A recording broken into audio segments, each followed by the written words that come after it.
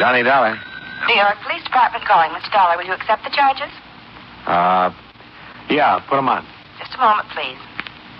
Ready with your call to Hartford, Connecticut. Go ahead. Hello, Dollar?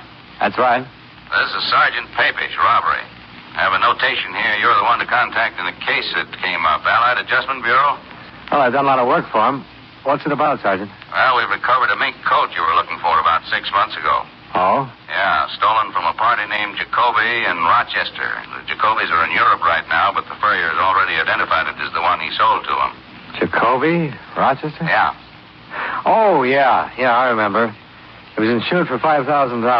There's some other things taken in the same haul. A watch, rings, bracelets. That's the job.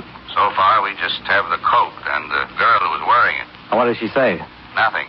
So far, she's got a couple of bullet holes in her. Maybe I better get down there, Sergeant. Room 212, Sergeant Papish. Right. Hi, fellas. Expense account submitted by Special Investigator Johnny Dollar to the Allied Adjustment Bureau, Markham Building, Hartford, Connecticut. The following is an accounting of expenditures during my investigation of the Rochester theft matter. Expense account item 1, $1.65. Person-to-person collect call from Sergeant Papish, New York Police Department. Item 2, $32.56. Train fare and incidentals between Hartford and New York City after clearing authority to resume on the Jacoby case. It had been stalemated 6 months before when the Rochester police and I were unable to recover any part of the items stolen from the Jacoby residence. I arrived in New York at 1:35, dropped my bags off at the New Weston, then went directly to the Metropolitan Police Station.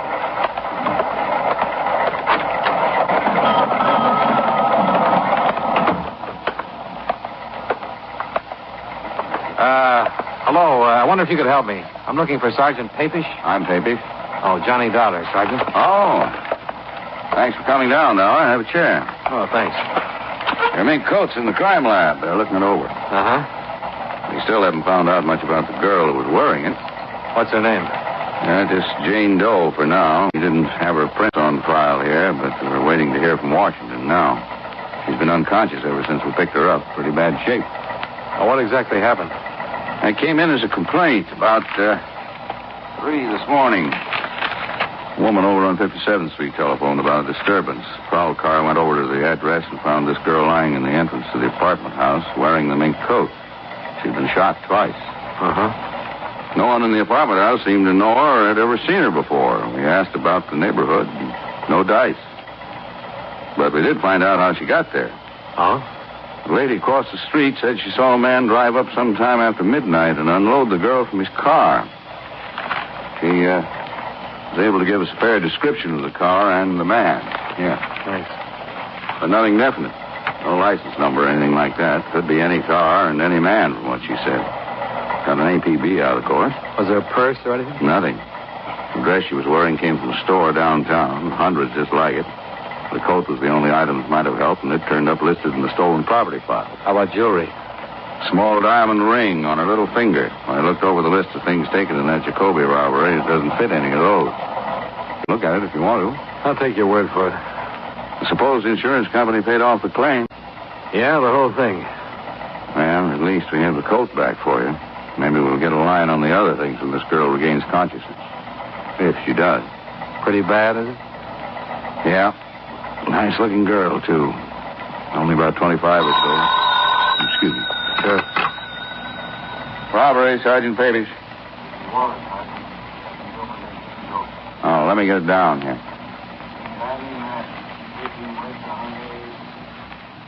213 West.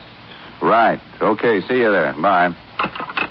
Just got an answer from Washington. They able to identify the girl? Yeah, address and all. She had a postal savings once. Name's Eileen Madden. You mind if I go with you? Come on. Maybe you'll get back all of your loot.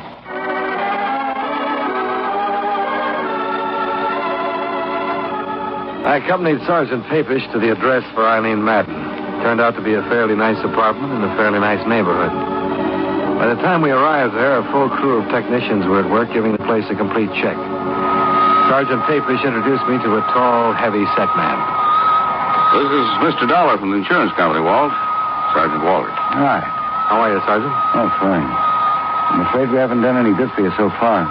Haven't found anything here to go with that mink coat. Oh, have you talked to anybody around here yet? Just getting started on it. The lady who lives across the hall might be able to help us. Where is she? In there. Her name's Ethel Stromberg. Mrs. Okay. I'll take it here. Right.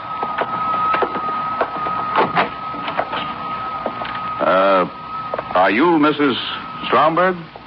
Yes, I am. I'm Sergeant Papish. This is Mr. Dollar. How do you do? How do you do? How's poor Eileen? Not very good, Mrs. Stromberg. She's still unconscious. Oh, dear, that's terrible. Just a terrible thing. Where is she? I'd like to go to see her if it's possible. She's at the police emergency hospital right now, Mrs. Stromberg. I'll have them phone you when she can see people. Well, thank you. What an awful thing. How did that happen? What's that all about? Maybe you can tell us something about her, Mrs. Stromberg. Where she worked, how she lived, what people she knew. Oh, dear. How long have you known her? Well, I moved in here about 5 months ago. I met her the very first day. Mm-hmm. Nice girl? Oh, yes, very nice girl. Quiet, she minded her own business. Do you know where we can contact her family? No, I can't help you there, Sergeant. I know they live somewhere in California, but that's about all. She talks about them now and then. How about her friends here in town? What about them? Did she talk about any of her friends to you? What do you mean? Well, she's a pretty girl. Young. Boyfriends, maybe. Yes, she did talk about them now and then. You suppose one of them had something to do? Mrs. Stromberg, Eileen Madden was dumped from a convertible last night after she'd been shot. A witness described the car as possibly blue or black in color, white top, white sidewalls. She said it was a late model Cadillac, a Buick. Do you know if any of Miss Madden's friends drove a car that comes near that description at all? Why, yes. Yes, I saw him pick her up tonight. I was just coming home. Saw who pick her up, Mrs. Stromberg? A man she called Bill. Bill who? I really don't know his last name. She didn't introduce me to him. But she talks about him. He drove a black Cadillac. Can you tell us what he looks like? Well, he seemed very tall. As tall as Sergeant Papish here? So about your height, very nice looking. He seemed quite big. Husky, sort of. Very nicely dressed, too. What color was his hair? I don't know. He always wore a hat. I think it was dark, though. His eyes? I don't know. About how old would you say? Oh, I'm no good at this, but I say between 30 and 35. Seems to fit what we have from the witness. Yeah. This Bill, would you say he had money? Oh, yes, I would say so. He drove that nice big convertible. He always dressed so nice. And he gave Eileen pretty nice things. Do you know if he ever gave her any jewelry? I don't know. I don't think so. Eileen usually run across the hall and show me when he sent her something nice. I don't remember her ever showing me any jewelry. I just talked to the hospital. How is she? Just coming around. I think you better go over there and talk to her if you're gonna. Is she bad? They think she's dying, Mrs. Stromberg.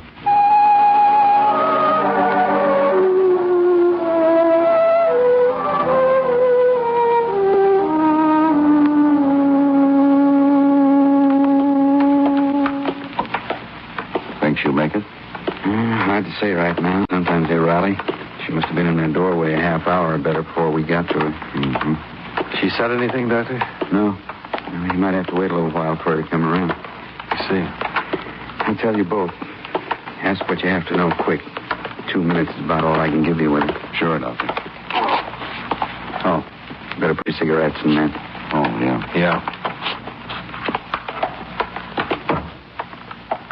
All right, miss. Okay, boys.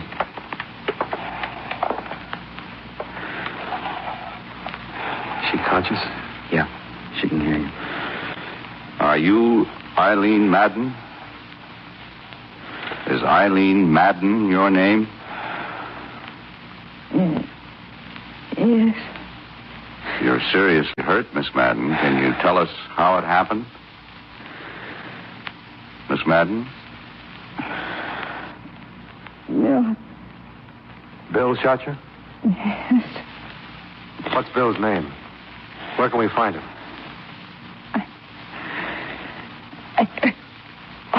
Doctor. Watch. Nurse, hand me that.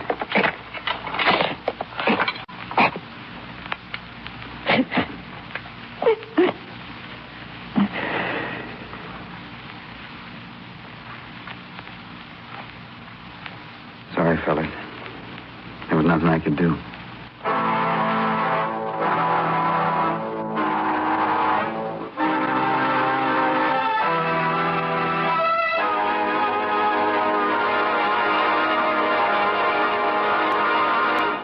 Now, with our star, John Lund, we bring you the second act of Yours Truly, Johnny Dollar.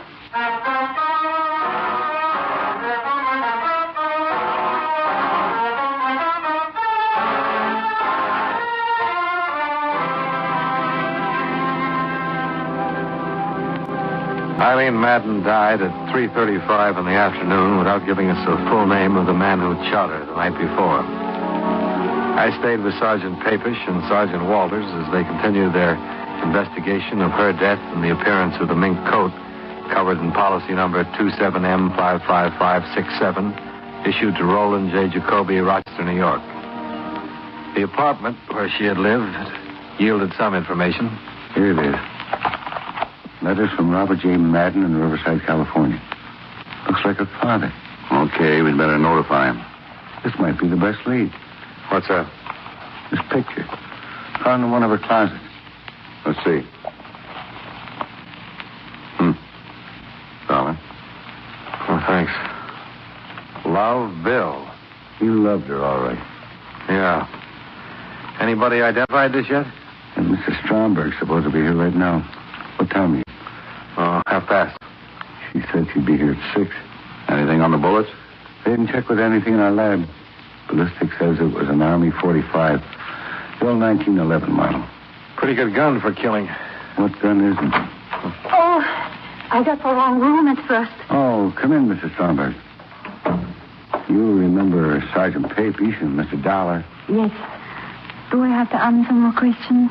Not many more. Oh, I'm just all worn out. I can't get over this terrible thing happening to Eileen. Did you get in touch with her family? Business office is doing it right now. Oh, dear, what a terrible, terrible thing. Mrs. Stromberg, you ever seen this man before? Oh, yes. That's Bill. The man Eileen's been going with? Yes. The man who drives the black Cadillac convertible? Yes, that's him. But did he do this terrible thing? It looks that way, Mrs. Stromberg. Oh, dear, dear. Sergeant Papish.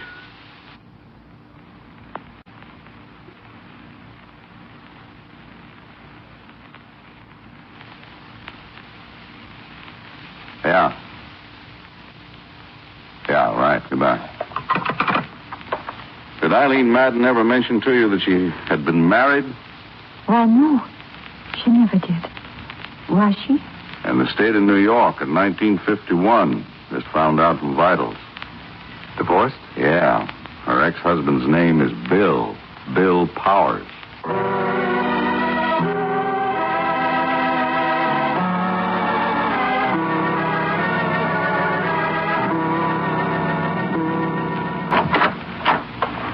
Sergeant Papish, this is Mr. Dollar. How do you do? What's the matter? May we come inside, Mr. Powers? Sure. Well, what's this all about?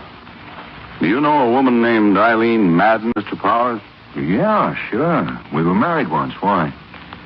Eileen Madden was shot to death last night, Mr. Powers. Eileen? Yes. Are you sure? We checked her prints.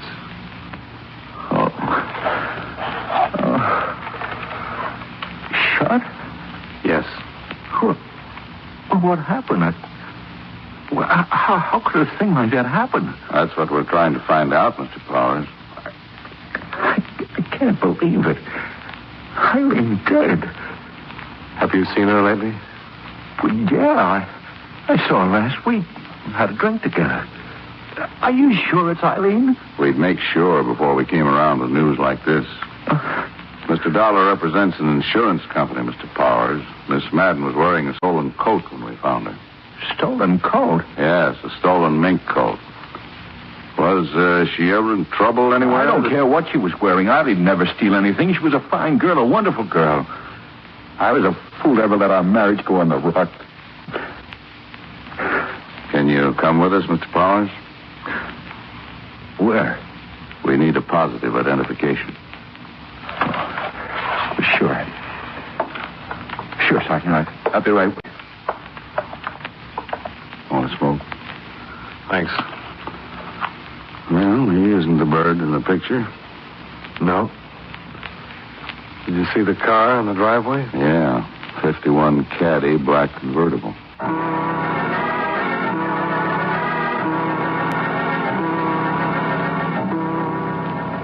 On the way to the city morgue with the ex-husband of Eileen Madden, we tried to get more information from him regarding her activities up to the time of her death. But Powers seemed so distraught that he could only speak of their short marriage and the reason it had ended. It was an old and especially sad story of a man who couldn't provide well enough for a beautiful wife. However, once he'd seen her body at the morgue and identified it, he seemed to get better control of himself. We all walked across the street for coffee. I hope you get whoever did this, Sergeant. I hope you get him fast. We sure want to, Mr. Powers. Why would anybody do that to Eileen? Why? Maybe you can help us answer that. Oh, you're just interested in that coat you say she was wearing. Well, mister, I don't believe she was wearing a stolen coat. What do you think of that? I'm just looking for the facts, Mr. Powers. I'd like to prove what you just said as badly as you'd like to have it proved. But we have to start somewhere. You can understand that. I suppose so. You told us you saw her last week for a drink. That's right. Have you been seeing her right along? Yeah, sure. Did you know that she's been going with somebody else? Sure. Then you know Bill? Bill Chambers? Yeah. I don't know him, but she talked about him a lot. Is this Bill Chambers, Mr. Powers? Yeah. Yeah, that's him. I thought you knew. You're sure this is him? Sure. This picture was in her place. I went there one day and saw it and asked her who he was. He told me all about him. What did she tell you about him? Why, she said she was going with him. She told me that he wanted to marry her. Said he had lots of money. Did she tell you where he works? No. Or what kind of work he does? No. Do you know where we can get in touch with him? No, I don't know that either. Say, do you think he might have done this to her? We'd like to talk to him. I know she's been going with him for a few months, what she told me. And you've been seeing her the same time she was seeing Chambers? Well, yeah, that's right. She didn't want to marry him. Me again. You know what kind of a car Chambers drives? Cadillac. Thought you never met him. Well, she told me about his car. It's another thing. I went out and bought one myself. I thought it might do me some good with it. Mm-hmm. Were you at home last night? Yeah. Can you prove it? Yeah. I was home. She was out getting killed.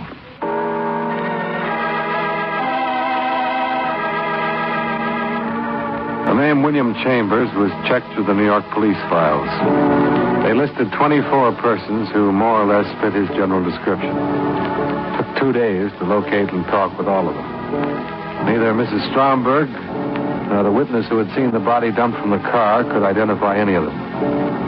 An all-points bulletin regarding the suspect and his car had been issued as soon as we learned his name. Same results. Nothing.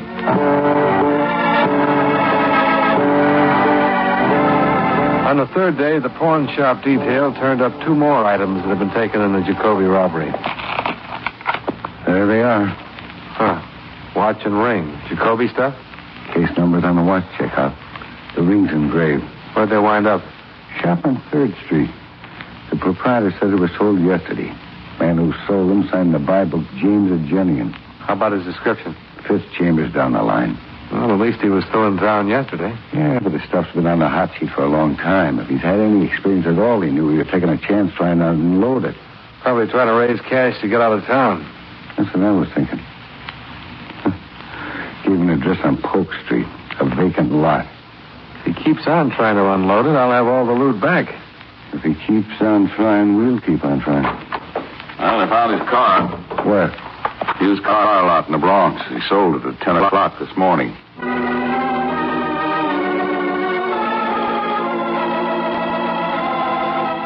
At the used car lot, we learned that a man answering the description of William Chambers had driven in that morning and offered a black 51 Cadillac convertible for sale. The used car lot manager had finally settled on a price and made out a check.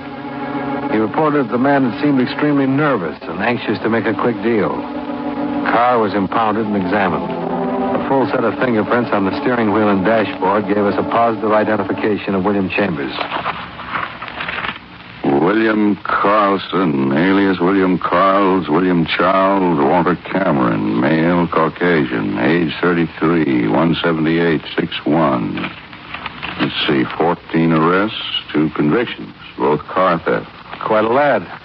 Aren't they all? Doesn't look like a killer, though, does he? I don't know. What's a killer supposed to look like?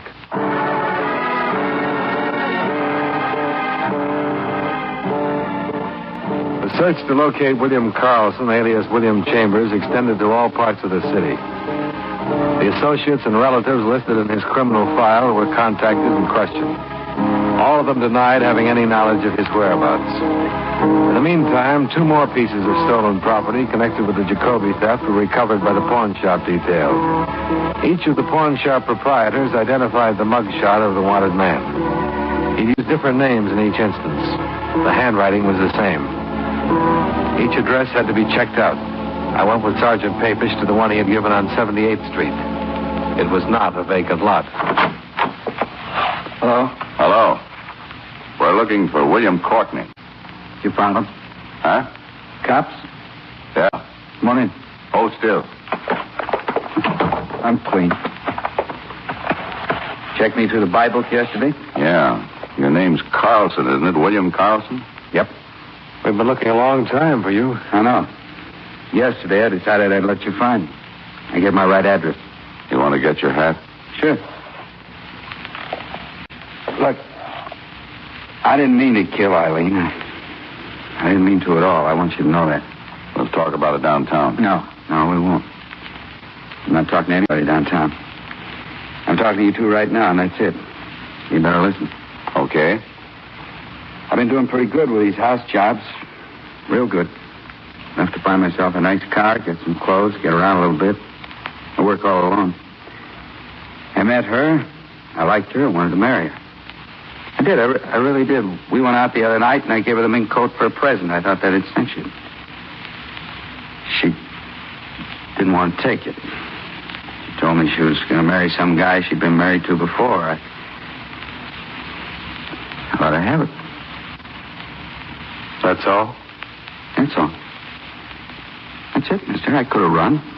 Sold my car. Getting rid of a lot of odds and ends I have around. I decided not to, after all. I don't want to run. Okay, let's get with it. I remember, I let you get me. I wrote my address right down where I knew you'd check it out. Okay. And there's no more talking. You two got it all straight. What's the matter with you, anyway? You got it all? I mean, about everything? Yeah, I've got it. Okay. Hey, wait a minute. You guys are too late. I took it when I heard you knock on the door. Where's the phone?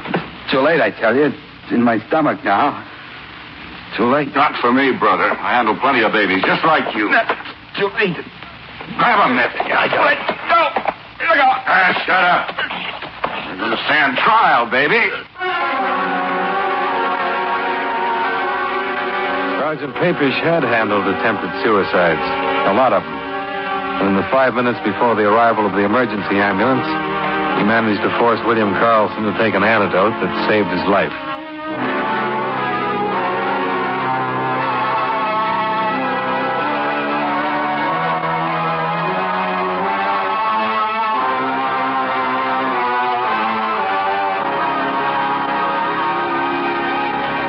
The remainder of the Jacoby theft items were found in and around the apartment of the suspect, along with other stolen property listed with the New York police. All of the articles in the enclosed list have been impounded and will be available following the trial of William Carlson. Expense account item 3, hotel and board while in New York, $88.65. Item 4, same as item 2, transportation back to Hartford. Expense account total, $155.42. Remarks, Please file a copy of the above report for the information of William Powers in regard to his ex-wife, Eileen Madden. I think this is what he wanted. Well, that's it. Yours truly, Johnny Dollar.